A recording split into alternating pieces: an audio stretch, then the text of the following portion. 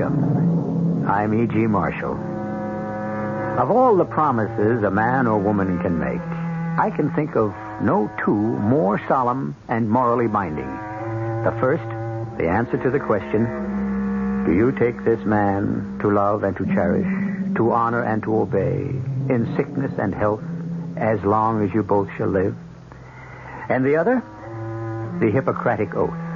This phrase in particular, whatsoever house I enter, there will I go for the benefit of the sick, refraining from all wrongdoing or corruption, and especially from any act of seduction. Our mystery drama, The Edge of the Scalpel, was written especially for the Mystery Theater by Ian Martin and stars Terry Keane and Gordon Gould. It is sponsored in part by Buick Motor Division and Anheuser-Busch Incorporated, Brewers of Budweiser. I'll be back shortly with Act One. Somebody still cares about quality. To the Budweiser people, that's a lot more than just words. It's a commitment to continue brewing Budweiser the way it's always been brewed. With care, with pride, without compromise. And it's a promise to everyone who enjoys great beer that there's one thing they'll always be able to count on. That one-of-a-kind, Beechwood-aged Budweiser taste. A taste that speaks for itself, loud and clear. Hear it talking? And when you say Bud, you say you care enough to only want the king of beer. When you say Budweiser, you said it all. Anheuser-Busch, St. Louis. Hey, Mom, what's for dinner? Hey, Mom, what you got? ShopRite's answer to what's for dinner this week is center-cut beef rib steak, just $1.39 a pound. Fresh ground chuck, 89 cents a pound. Fresh Snow White mushrooms, only 89 cents a pound. For a quick and delicious meal, try Farmland and Craze, frozen assorted varieties, a 2-pound package for 89 cents. Save on Fleischmann's margarine, 1-pound package, only 59 cents. Golden ripe bananas, 19 cents a pound. Don't miss these and other great values at your nearby ShopRite supermarket. Remember, ShopRite. She loves the family. She wants the best. She does all that she can do. She lets ShopRite do the rest. Hey, Ma, what's for dinner? ShopRite has the answer. Now this word from WPIX-TV. I grew up in New York City. I was born and raised here. You're listening to Pat Harper, anchorwoman on the Channel 11 10 o'clock news. As a New Yorker, living again in New York, is that New York is a composition of many small towns. We walk down into Chinatown, or we go down into Little Italy, or we walk anywhere in New York City. Maybe I'm prejudiced because I'm a New Yorker. Let's face it, any given day we live is not just terrible terminal things. We're sitting here That's laughing. Joe Harper, anchor man on the Channel 11 10 o'clock news. Have to get more balance into the news. A lot of good things happen. I think we ought to be screaming to the high heavens about how great this city is in a lot of respects. I think it's one of the few news shows that allows you to walk away from it feeling pretty good. Joe Harper and Pat Harper, anchorman and anchorwoman, on the Channel 11 news at 10 o'clock.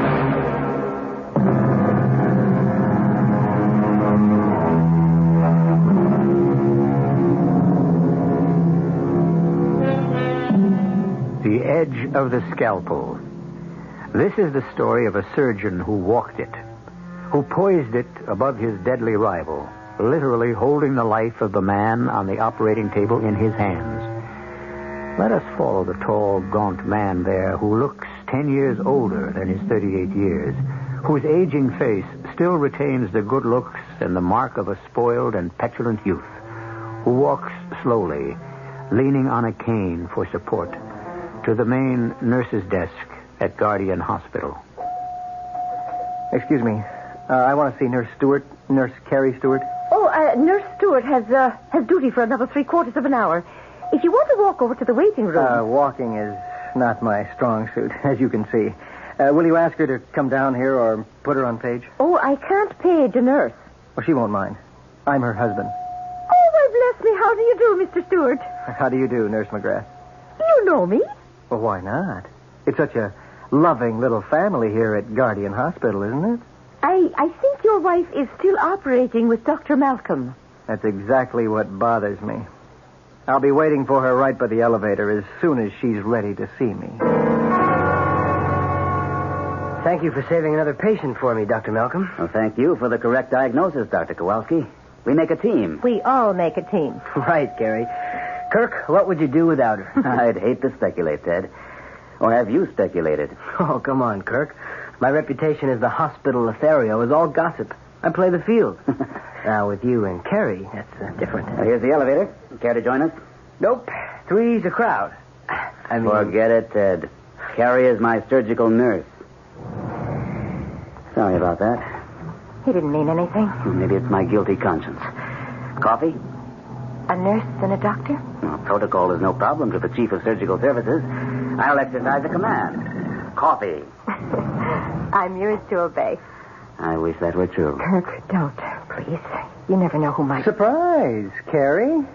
Your loving, if lame, husband. Joe, what brought you here? A question maybe I should be asking. Hello, Mr. Stewart. Nice to see you again. Oh, Dr. Malcolm. At the moment, I feel like the usual third wheel. Obviously, you are happy about something special. The most fantastic operation, Joe. Kirk, Dr. Malcolm just saved a man from certain death. I don't think your husband is interested in hospital small talk. Small talk? It was a miracle. A miracle? Oh, I hope I'm not interfering with it. The miracle has already taken place. I was just asking your wife to my office to have a cup of coffee. Won't you join us? I'm afraid I can't. Unless it's for some special consultation. No. Perhaps I could be allowed to steal my wife away. You can scarcely steal what is your own, Mr. Stewart. If you'll excuse me. Certainly. Did you have to go out of your way to be rude? Was I? Oh, I didn't notice. But could I sit down for a moment? Of course you can. You shouldn't be on your feet this much anyway. What brought you out here? Loneliness. Sick of looking at nothing but four walls. So I took a bus and ended up downtown feeding the pigeons. Well, it's a nice thing to do, but not to the point of exhaustion. I feel they're my kin. They walk as clumsily as I do. Only they have wings to spread and fly. Joel, why do you fight the operation that could help you? Dr. Malcolm tried to explain. I'd like to forget Kirk Malcolm. And he'd be the last person I'd be likely to tell I'm scared out of my skull of an operation. Carrie, drive me home. I can't. I'm still on duty. Well, can't you beg off? No way. We're shorthanded. Back in the same old circle. Everyone has a duty but me. You have one. Go back to work. You know there's always room in advertising for your talent. Joe, please, I should be back on the operating floor. Why did you come here? Not to spy on you, Carrie. Whatever you think. Just that my legs gave out. I couldn't face the bus ride home. Excuse me, Carrie, but OR just called down for you. Emergency. Oh, thanks, Mac. I'll be right up. Oh, I'm sorry to chuck us in your lap. Joe, here are the keys. You take the car. I'll take the bus. If only we could go back to where we started, Carrie. It was good, wasn't it? Yes, Joe, but... Look, I cannot talk now. I've got to go. A busy little breadwinner. But just hang on to one thought, lover. I'll never be satisfied with the crumbs.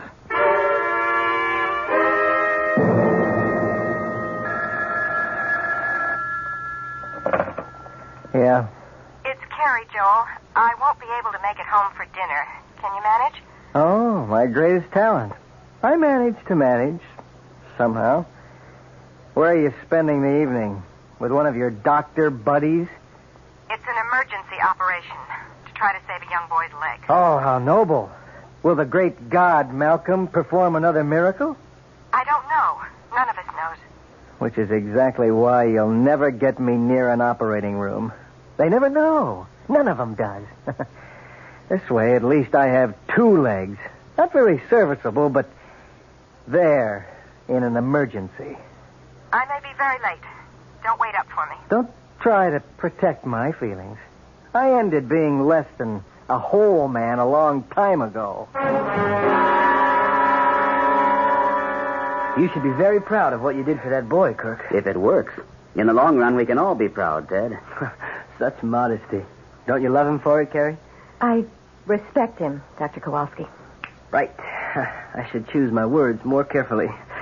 Well, I'm off. I have an angel waiting for me in the wings. Oh, my goodness. What is it? The time. I gave Joel the car. I've got to dash if I'm to catch the last bus. No need. I'll drop you off. If you want me to. All right. There's so many things I'll meet you at the doctor's entrance in 10 minutes.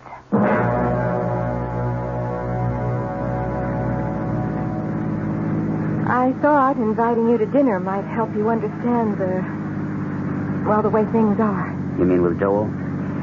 What can you do with a man who refuses to take advantage of what surgery might do for him? Convince him that it can. He's scared, Kirk. He needs to find somebody he can place all his trust and faith in. I'm scarcely the man for that. Oh, you almost managed to convince him last night. Is that the only reason I was invited? You know it was. Oh, Carrie, darling. Kirk. I'll lay it right on the line, Carrie. He's afraid he wouldn't be able to hang on to you if you knew he didn't need you anymore.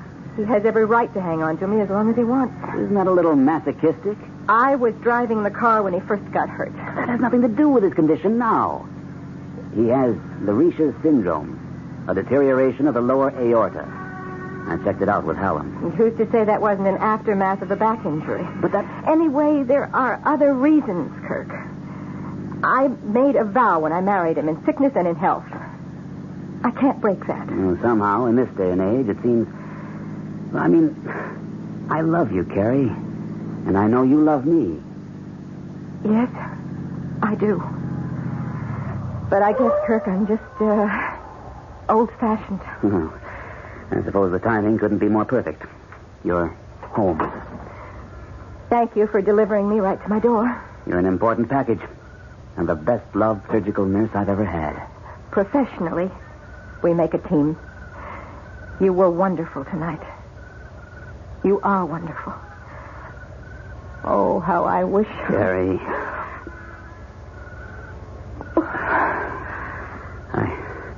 I apologize for that. You should. It has no future.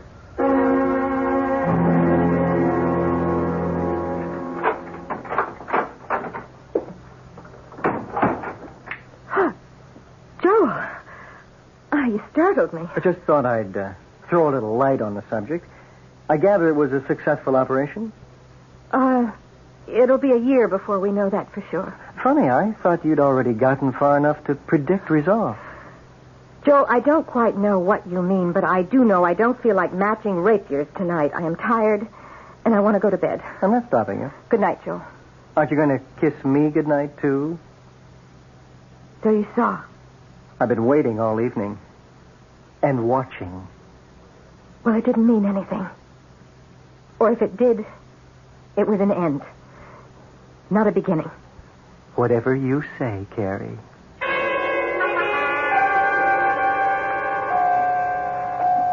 Morning, Nurse McGrath. Any problems? Oh, there's nothing I can't handle, Dr. Malcolm. How's the little boy? Well, so far, he's holding his own. Oh, and we have an identity for him now, I understand. Well, his name is Fenton. Tim. His parents are waiting in your office. All right. There's some reporters waiting to see you, too. Why not? You're famous. Morning, Mac. Morning, Dad. Morning, Dr. Kowalski. And indeed, you are, Dr. Malcolm. Oh, you must be very proud of what you accomplished last night. Well, it balances out.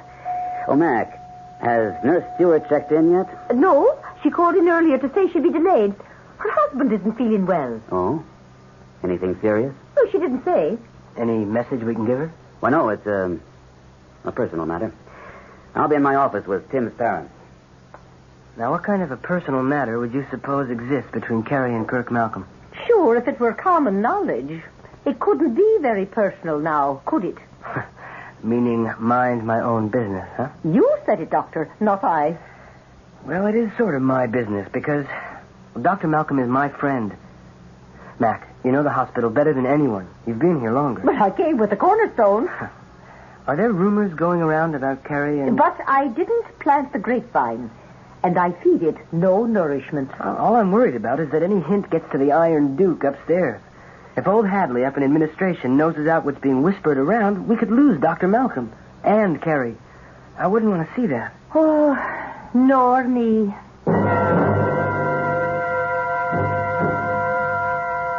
I stayed home because I'm your wife, Joel. Not by choice.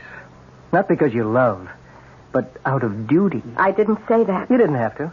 Maybe because it isn't true. What? He might be a little ashamed after last night. I told you that's a closed chapter. I doubt it. Why don't you admit you'd give anything to be rid of me? What good am I? I can't support you. I can't even make love to you. I'm a husband in name only. If I had any guts, I'd walk out of your life. Only I'm not very good at walking either. That's something that could be fixed. How? Under your surgical boyfriend's scalpel? No, thank you. I wouldn't give him the chance to dispose of me so easily. That's a terrible thing to say. And a terrible thing the two of you are doing to me. I may be no damn good, but you're my wife. And that's what you're going to stay till... Joe? Oh, Joe, what is it? Pain. The pain. Joe. Again. Maybe you'll get your wish after all. But you hear this, Gary? You get me my own doctor, or I'll haunt you the rest of my life.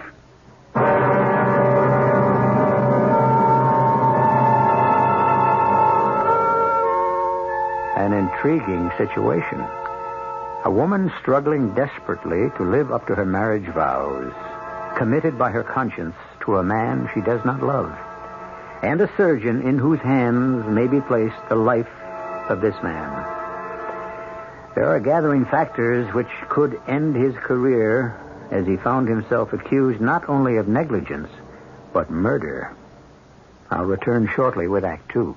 Oh, I thought I saw a putty cat. I did see a putty cat. Hi, I'm Mel Blanc, and that's another of my 1,000 voices. And that's why they asked me to tell you about lemon mint Listerine lozenges. Because when your throat is hot and dry from a cold, they make it feel cool and soothed. And Listerine's anesthetic medicine helps give fast, temporary relief from minor sore throat pain. Lemon mint Listerine lozenges. No matter how many voices you've got, you've only got one throat. So you get Listerine lozenges, folks. Use only as directed. Here's Ralph Flinger, better known as Mr. I Know Where They Are. Ralph, whatever became of Edwin Lowdy, the inventor of the bridge lamp? Oh, yes. Well, he's well up in his 90s now, but he still works every day taking chain-link fences apart. A listener would like to know whatever became of a young daredevil named Warner Bromley, who flew a Zeppelin upside down. Yes. He once tried to fly a Zeppelin upside down through the framework of the Eiffel Tower. What's he doing now? He inflates weather balloons for the government.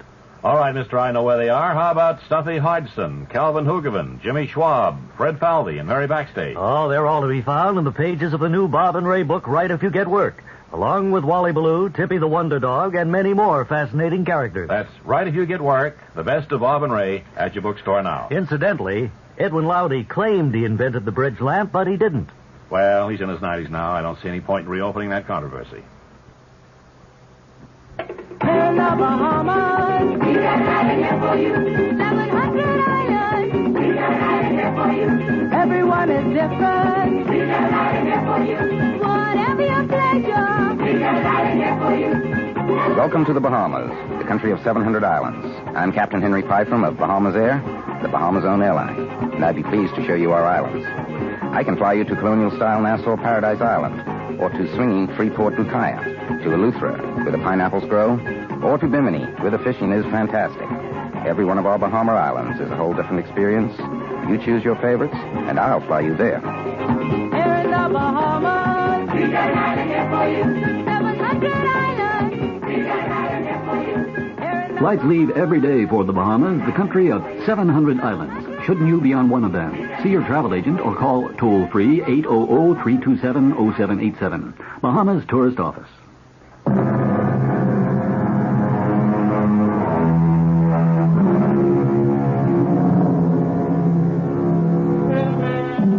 Now the real suspense begins. The ultimate suspense in our world. The fight to save a human life. As the door to the emergency room opens, Carrie turns toward it, her face drawn and strained. A nurse and orderly wheel Joel out, now mercifully unconscious. Doctors Kirk and Kowalski follow. Orderly, take Mr. Stewart to room 416. Dr. Kowalski will be in charge for the moment. You want him prepped for surgery? Did you get through to Dr. Hallam? Yes, he sprained a wrist 2 days ago playing squash. He can't handle it. Who else do you want? I don't know anyone else. Hold the but... prep, Ted, till we settle on a surgeon. Make sure there's an OR available and a surgical team. Can do. But, Chief, I don't think You're keeping the patient waiting, Dr. Kowalski. Yes, sir. Let's go inside for a moment, nurse. Better sit down, Carrie. Been a rough morning for you. You don't know how rough. You'll never forgive me. I'll never forgive myself. Well, it's hardly your fault he had this attack. Isn't it? After last night? He saw us, you know. Oh. I'm sorry about that. Yes, so am I. I can't help thinking I'm responsible. Maybe we'd better stick to fact. Medical fact. Have there been any other acute attacks like this? No, just chronic leg cramps. Nothing like this. You can guess what it might be, can't you?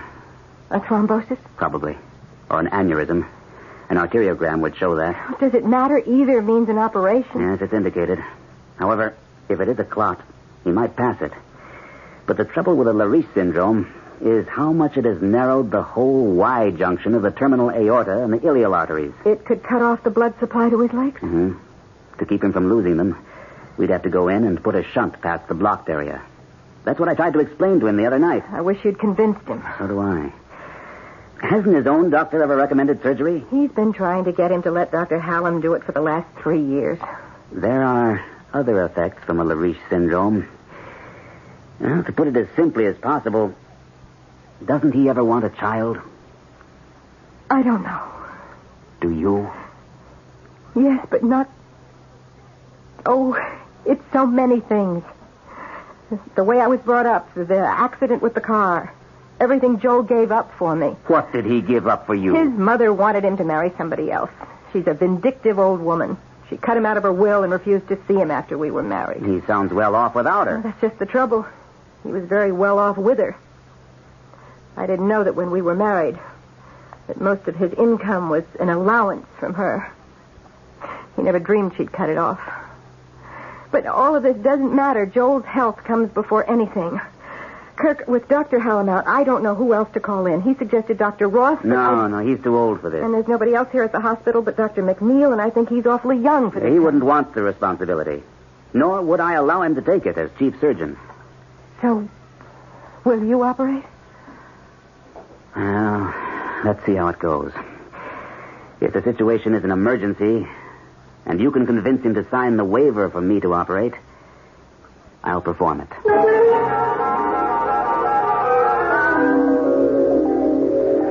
What do you want? I'm sorry if I woke you, Mr. Stewart. Every 2 seconds someone does. The worst is over. We've taken all the necessary tests. What's the verdict? I'll let Dr. Malcolm answer that. Dr. Malcolm? Oh, yes. I am acquainted with him, and he's acquainted with my wife. So am I. I'm Dr. Kowalski, by the way. I've heard of you. Your wife's most ardent admirer. Nice try, Doctor. Not the most ardent, though. She's quite a woman. Pretty common opinion around you doctors, I gather.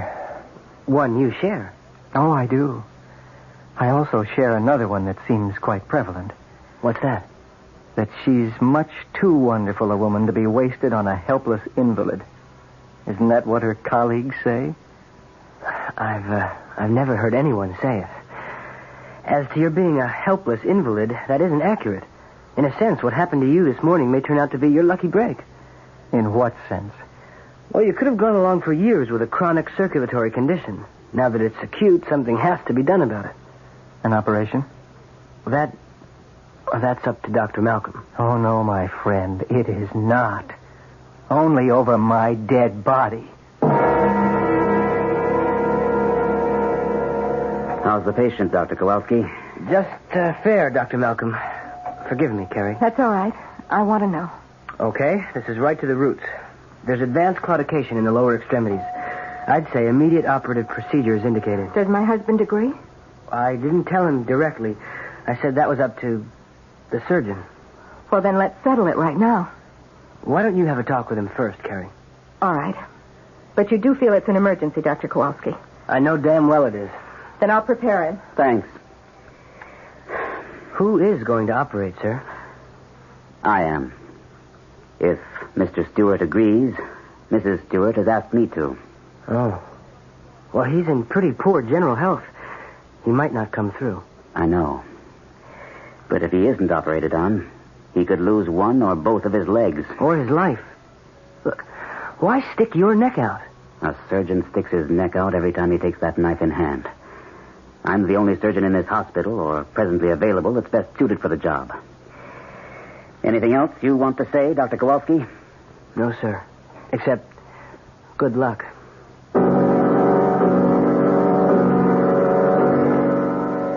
What will they do, Carrie? Stop the pain, or can they really put me all the way back to what I was before? There's every chance they can. You sound pleased at the prospect. Why wouldn't I be? Joel, I want to see you healthy and complete. So you can walk out on me at last? You should know me better than that. Okay. Okay, you win. But first, if I agree to an operation, do you promise never to leave me? I promise.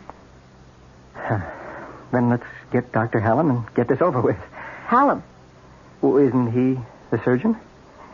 He sprained his wrist. He's not available. Well, then who else? The finest surgeon you could want right here in this hospital. Malcolm? Yes. You think I'd let him touch me? The man who wants you every bit as much in the world as I want you? Joel, where a surgeon is concerned, there are no emotions involved. But where love is concerned, there is nothing else. I can only judge this by myself. And I tell you, if I were in his spot and had the chance... The pain... I can't... Help me, Carrie. Oh, I am in such terrible pain. Help me.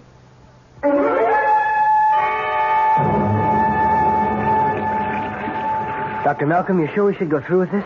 You're the internist. You know that it's crucial. And that time is the main criterion. Well, suppose you lose him. Why should I?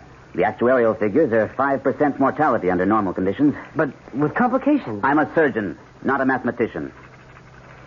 You'll need a little briefing on this one, Dr. Kowalski, and the rest of us who are scrubbing up. It's an unusual operation, so we will put it on closed-circuit TV. I don't think I have to go into any details here. We'll wait for the operating theater.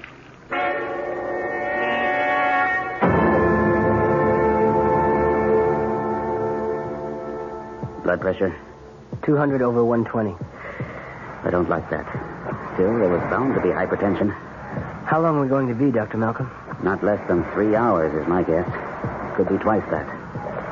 Ask Dr. Frost on anesthesia if he can hold him. Nurse, let me see your instrument tray. You can switch on the closed-circuit TV now. For most of you observing this operation, this will be your first experience with a Lariche syndrome. The patient involved is at a critical stage, since a large thrombus or blood clot is cutting off the main circulation to the interior organs and the lower extremities.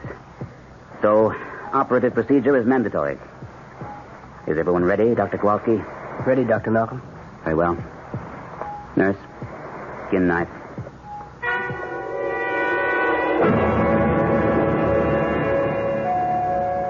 Nurse, I am Mrs. Choate Stewart. My son is being You? Hello, Mother Stewart. Yes, me at the same old stand. Never mind you. What about Joel? Is he all right? He's on the operating table right now. How could you allow it? It wasn't a matter of allowing it. He has a thrombosis. It's his life. He had a life before he met you. Who is the surgeon, may I ask? Dr. Hallam? Dr. Hallam had an injury. He wasn't able to operate. Oh, didn't he suggest a replacement? Yes, but what? Mother Stewart, please... Look, come with me to the nurse's lounge just down the hall. I'd like you to see just what it is that's involved. I am less interested in that than in who is handling things. I thought you didn't care about us anymore. Substantially correct. I don't care about you. But when my only son is at death's door, I feel I had to return to make sure he was getting the best of care. How did you know about Joel? He called me to say he was in excruciating pain and was being taken to the hospital. He was afraid for his life. What does that mean? Exactly what it says. Who is operating? And now that the superimposed thrombus has been removed, We can see the poor condition That's of the Dr. aorta. Malcolm on the TV. Intima The best is surgeon almost available to overgrown save by Joe. hyperomatous plaques. The one person my son called me and begged me to save him from. This patient has been unable to Why, walk you- any more than short distance. He'll kill him. Oh, that's ridiculous. Other effects Kirk, will have been... I mean, Dr. Malcolm will do everything to save his life. organs, including possible... Did Joel sign an agreement to have Dr. Malcolm operate? To return the patient No, to normal but- life Who did? will not be enough to close I did. You. He's in the best of hands. Well, aggressively... we'll see about that. Mother Stewart, I wish you would... Quiet. An aneurysm. Oh, something's happening on the television. Ready to pop. We'll ligate above it. Stand by with suction. We've run into a complication. A break in the intima, or the inner wall of the artery, is letting blood under pressure into the media. If this should rupture the outside wall, the patient could be lost. What do you plan to do, I've heard and seen all I need. Now I'll tell you what Joel told me. That he was afraid that somehow you and Dr. Malcolm were going to maneuver him under Dr. Malcolm's knife. He couldn't be in better hands. That is a matter of opinion. I'm going to try to put him back on his I feet. just want to warn you, Carrie, that if anything happens to my boy, I'll have no interest in a civil case. It will be criminal all the way. John Doe. And I will name Dr. Malcolm, who has broken up your marriage for premeditated murder. And you as accessories, both before and after the fact.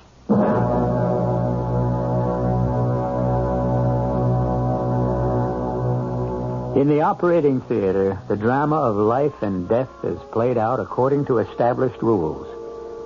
Or is it? And watching the drama, two women are as completely involved as if the instruments were in their hands. I'll return shortly with Act 3. Isn't it nice to know you're free? To see the things you want to see. To touch the heights you dare to reach. To know you're all that you can be. In the Free Spirit department, Buick's midsize 1976 Century has a lot going for it. Efficient size, lots of room, neat things like that. But Century offers bonuses. It's a Buick, remember, which says one heck of a lot about how nicely it takes care of you. And Century does something for the sake of efficiency that no other American midsize car does. It comes with a V6 engine, and a Buick V6 at that. Century, the spirit will move you. Free spirit, you've gone the wings of the wind. How it's gonna be your spirit free. We're all a little leery of the dark. That's why some lonely night, you'll be glad you bought a Delco battery. A Delco quality battery with instant starting power. Delco batteries. Some lonely night, you'll be glad you bought one. Enter the AC Delco Energizer Sweepstakes. Win a Holland America cruise for two at Wasco Auto Supply, 139 Nassau Avenue at McGinnis Boulevard in Greenpoint. How long has it been since your car had a tune-up? If it's been too long, it could cost you money. Money for gas now, money for expensive repairs later. Save yourself some money with a tune-up at your Long Island Oldsmobile dealer, the dealer who handles quality AC Delco parts and is known all over the island for service reliability. Drive in soon to your Long Island Oldsmobile Network dealer for a tune-up with AC spark plugs and Delco points and condensers. Your line dealer in Freeport is Addy Oldsmobile, and in Great Neck, it's Belgrave Motors. The scene is a commercial bank in New York State. A trust officer is listening to his client explain that he no longer wants to manage his money himself. Well, you understand, I've managed my money myself over 30 years. Like doing it. But now, well, we'll be traveling a lot. I can't be worrying about dividends on the golf course. Is there some way... There's a trust. Oh, not part of a will. Well, I've already arranged. No, not part of a will. A living trust or an investment management program. I see. You don't mean one of those in trust for joint savings accounts, do you? I believe in investing. Oh, no. Our investment people manage your money as you would manage it yourself. Take care of all the day-to-day details. And you'll probably find the fee is tax deductible. Well, if I'd known that a couple of years back... Well, now you know. Ask to see a trust officer next time you're in your local commercial bank to help protect your family's future. A message from the Trust Division of the New York State Bankers Association.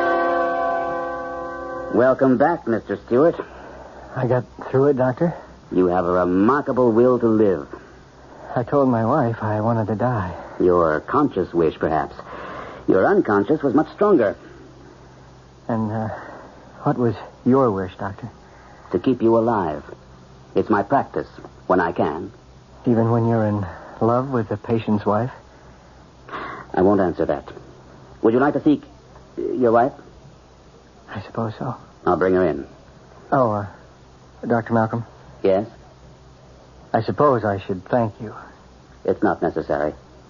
I really shouldn't.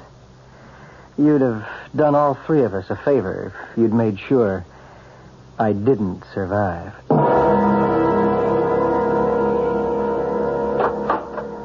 Well, Carrie, it looks as though... Excuse me, Dr. Malcolm. I don't believe you've met Joel's mother, Mrs. Choate Stewart.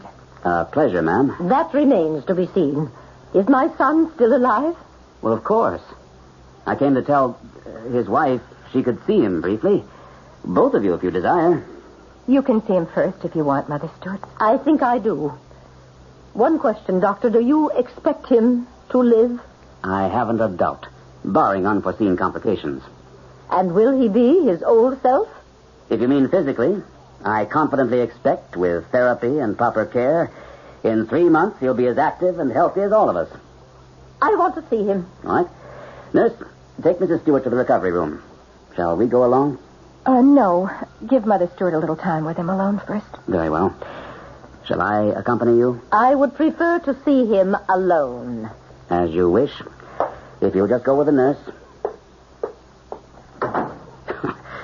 Quite an old battle axe. Well, that's about the politest name I can think of for her. Oh, Kirk, you took some awful risks. I did what I felt had to be done. Not just for me. Of course not. I mean, it wasn't in your mind or your heart that if Joel was no longer an invalid, then perhaps you and I... Not while I was operating, no. But now it is. No, it's too late. Whatever else might have been possible before, I promised Joel if he had this operation, I would never leave him. So, please, Kirk, let's leave it at that. If you love me. I just can't take any more. If I love you. Well, let's put it this way, Carrie. Because I love you, I leave it. It's a matter of conscience. Thus, conscience does make cowards of us all. That isn't fair, Kirk. I can't renege on a promise. I guess I wouldn't ask you to. So, this is the end for us? There never was a beginning.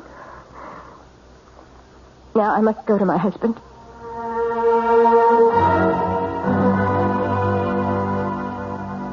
Please don't pretend, Carrie. I'm not pretending. You can hardly wait to start nursing me again, Does that mean I still have a wife?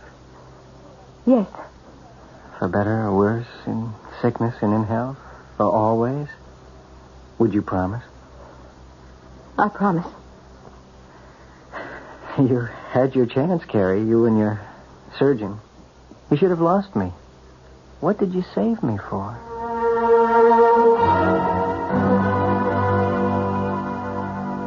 I'm a hard and unpredictable old woman, Carrie. And I've learned a lot of things today. A respect for others that I give seldom and grudgingly. A recognition of my own selfishness and of your unselfishness. The dedication of your surgeon, Dr. Malcolm. The weaknesses in my own child. Some of which he inherited from me. Mother Stewart, Let me finish. It will be a long and expensive convalescence. I can afford it. You can't. He will mend physically. But all the flaws in his character, which I see so clearly for the first time, will still be there. When I told him I would remake my will in his favor and renew his allowance, he jumped at the chance. Mother, I can manage. I am perfectly willing. I know you are, Carrie. And now that it's too late, I wish you were to be my daughter-in-law. I don't understand. Everything I offered Joel, was contingent on one thing. That he gave you your freedom. It didn't take him a second to make up his mind. But he needs me. No, he needs a crutch. I can provide him all the various sizes and shapes he needs. You and your Kirk put my Joel back on his feet. Now let me do the same for you. There's one thing your surgeon, no matter how sharp his scalpel, could never do. Cut the umbilical cord. I've set you free from Joel.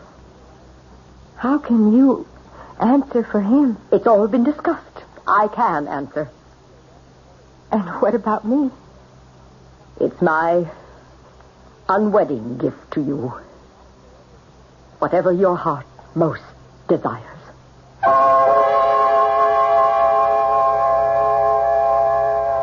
It was a quiet wedding 6 months later for Dr. Kirk Malcolm and the former Mrs. Joel Stewart. Ted Kowalski was best man, and everyone else who had attended the operation was there, except for the patient himself. He was traveling in Europe with his mother. A Gordian knot had been untied by the ancient method of cutting through it. But whose scalpel was sharper, the surgeon or that vitriolic old lady who had strength enough to admit her mistakes? I'll be back shortly. I want that sinus medicine. Headache tablet? No, the sinus medicine that relieves headache and congestion, internal sinus pressure, and postnasal drip. You mean Sign-Off? Exactly. Compare Sign-Off tablets with anything you've ever taken for sinus. No sinus tablet you can buy relieves more symptoms.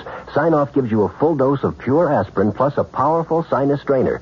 Sign-Off works fast to help sinus pain while you drain. Sineoff. Sign-Off, the sinus medicines in the bright red box. Take when needed, only as directed.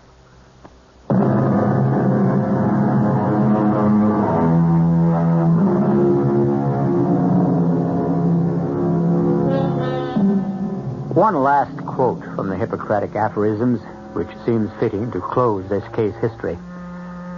Life is short and art is long. The crisis is fleeting. Experiment risky. Decision difficult. Not only must the physician be ready to do his duty, but the patient, the attendants, and external circumstances must contribute to the cure. Our cast included Terry Keane, Gordon Gould, Don Scardino, Robert Caliban, and Joan Shea. The entire production was under the direction of Hyman Brown. Radio Mystery Theater was sponsored in part by Listerine lozenges and Sign-Off, the sinus medicines. This is E.G. Marshall inviting you to return to our Mystery Theater for another adventure in the macabre. Until next time, pleasant dreams.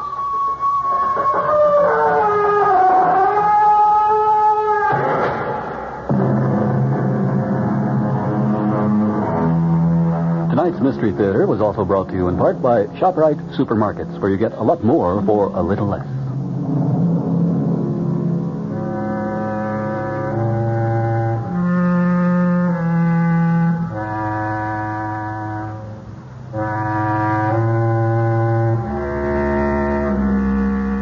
The preceding program was furnished by CBS Radio.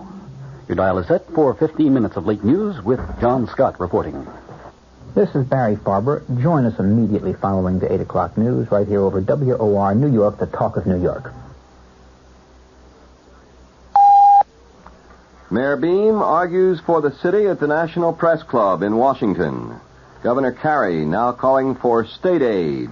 Police investigating the death of a 16-year-old in Nassau County Hospital. It's 64 degrees in partly cloudy mid-Manhattan. The man says clear tonight with a low in the middle 50s, sunny tomorrow with a high near 70. This is John Scott with the 8 o'clock edition of the news. Mayor Abraham Beam went to Washington today, and he told a National Press Club audience that President Ford has offered a cop-out, not a cure, for the city's fiscal ills. The mayor added he wants federal guarantees for future loans, not tax dollars. Beam said New York is not asking the federal government or the public for 1 cent.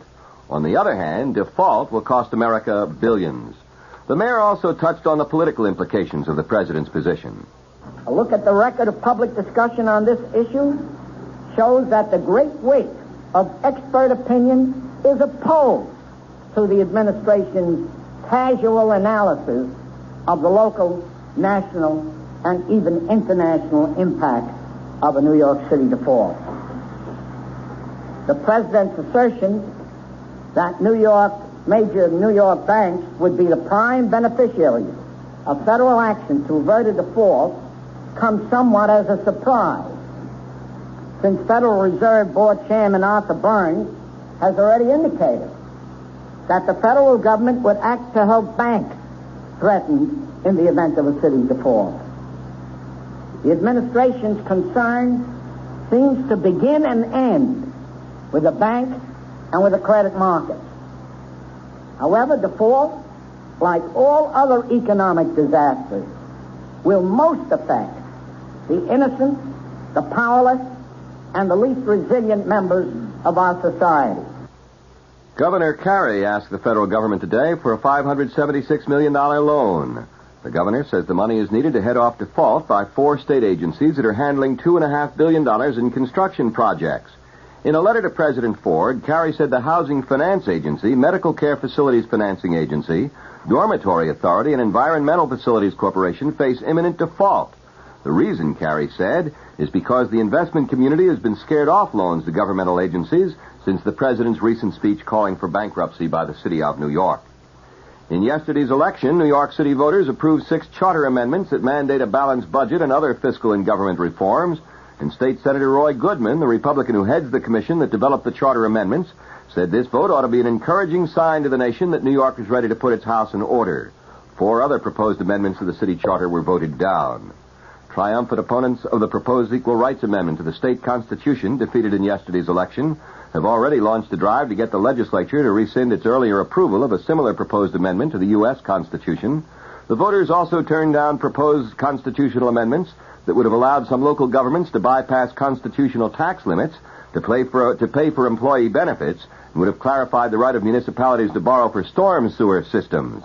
Amendments were approved to allow the legislature to call itself into special session and to set up a new disciplinary system for the courts. Still undecided are proposals to expand the types of gambling allowed for charitable organizations and another to set up a new administrative structure for the court system. Nassau County's medical examiner said today that Mrs. Janet Sarvant asked doctors on several occasions to halt the use of a life-preserving kidney dialysis machine and take no extraordinary steps to save her terminally ill daughter. The girl, 16-year-old Mary Jane Dahl, died Sunday at Nassau Hospital. Police said a respirator, which also was used to sustain life, had been disconnected about 15 minutes before her death, and they termed it highly unlikely the plug was pulled by accident. Mary Jane was admitted to the hospital a week earlier for treatment of meningitis, complicated by Hodgkin's disease and uremia. Mrs. Sarvant and Mary Jane's aunt, Mrs. Jane Sheehan, had visited the girl a short time before her death, police said. An attorney for the 2 women said he would not permit either of them to make a written statement to police, but emphasized that neither would take the life of another person. The federal government filed a civil rights suit today against a citizens group in Queens, accusing them of harassing and intimidating black homeowners in the predominantly white community of Rosedale. The community has been the scene in the past year of the burning of 2 homes newly bought by black families. The WOR News Time, it's now 5 minutes past 8. Back to the news. Argentina's President Isabel Perón has scheduled a nationwide broadcast address, but there's no word yet on what the speech will deal with. The announcement comes as Mrs. Perón's grip on the presidency appears to be slipping. Many are demanding the replacement of the 44-year-old president through some formula that respects Argentina's constitution. Egypt's President Anwar Sadat has accused the U.S. of neglecting the Palestinian problem, the problem that Sadat believes to be at the core of the entire Middle East dispute. Sadat told a joint meeting of the U.S. House and Senate that once the Palestinian problem is solved, all other outstanding issues can be solved. Sadat told a final meeting with President Ford this afternoon that after that session, reporters were told the U.S. has not given Egypt any specific promise of military aid, but as Deputy Secretary of State Joseph Sisko put it, obviously this is an issue that in time will have to be confronted. Sadat was the first modern Arab leader to address the U.S. Congress, receiving a friendly and sometimes enthusiastic response. His comments on the Palestinian question, however, were met with silence. Britain is rushing in troops, aircraft, and a Royal Navy frigate to reinforce its garrison in the Central American colony of Belize. The move is in response to what officials in the colony are describing as a possible threat of invasion from neighboring Guatemala. The Guatemalan government is calling the move an act of intimidation. Sources in Belize said the British government had received reports that Guatemala had sent 10 armored troop carriers to a town about 15 miles from the Belize border. Belize, formerly known as British Honduras, is claimed by Guatemala on grounds it inherited Spanish sovereignty over the area. Britain rejects that claim. Morocco's King Hassan today said he's going ahead with his march on the disputed Spanish Sahara tomorrow, despite Spanish and Algerian threats to stop it by force. However, the king said he won't personally lead the march of some 350,000 unarmed volunteers. The Spanish military commander has warned the marchers would be met by minefields should they try to move beyond a Spanish blockade set up 6 miles inside the border. However, there's been no independent confirmation of the presence of mines, and the Moroccans have expressed skepticism. Wendy Yoshimura pleaded innocent today to 3 counts of possessing weapons and explosives, and a trial has been set for January 14th. Ms. Yoshimura was arrested with Patricia Hearst in September. Lynette Fromm, who's acting as her own attorney, sat quietly today as a federal judge questioned potential jurors for her trial on a charge of trying to kill the president. She interjected comments only twice during the morning session. She asked the judge to rephrase a question and objected when the judge dismissed one juror. At another point, she gave the judge a written question to ask. The price of food continues to spiral. The Agriculture Department today said retail food prices will continue to edge up in 1976, but perhaps at only about half of their rate of increase this year. It is the first Agriculture Department appraisal of what food prices might do in 1976. Officials say much depends on livestock production this winter. Now I'll have the weather and the top of the news after this. Are you tired of paying $6,000 to $7,000 for a Detroit automobile and finding it not as well made as the car you paid a lot less for so many years ago? There is an alternative, the Lancia Beta from Italy. You can own a car that's meticulously put together. The trunk, the doors, and seams all fit. Front-wheel drive, genuine leather upholstery. A responsive, efficient engine for outstanding performance. Come into a Lancia showroom and see how much more you get for your money. The Lancia Beta Coupe sells for $6,793 POE. The 4-door sedan, a lot lower. Inland transportation, dealer preparation, taxes additional. For this kind of money, don't settle for less. In Larchmont, see Alfredo's Foreign Cars, 2030 Boston Post Road. In New Jersey, see White House Imported Motors Limited, Route 22, White House. Lancia. It's what you expect. The Weather Watch update for New York City and the vicinity. The man says clear tonight with a low in the middle 50s. Sunny tomorrow with a high near 70. Clear again tomorrow night with a low near 50. Increasing cloudiness tomorrow with a high near 70. Clear again tomorrow night with a low near 50. Increasing cloudiness Friday with a high near 70. The chance of rain is near 0 through tomorrow night. Winds northwesterly at 10 to 15 miles an hour tonight and tomorrow. Right now in partly cloudy mid-Manhattan, 64 degrees. The humidity, 33%. The wind northwest at 5 miles an hour. The barometer is rising from 30.17 inches. The top stories, Mayor Beam argues for the city at the National Press Club in Washington.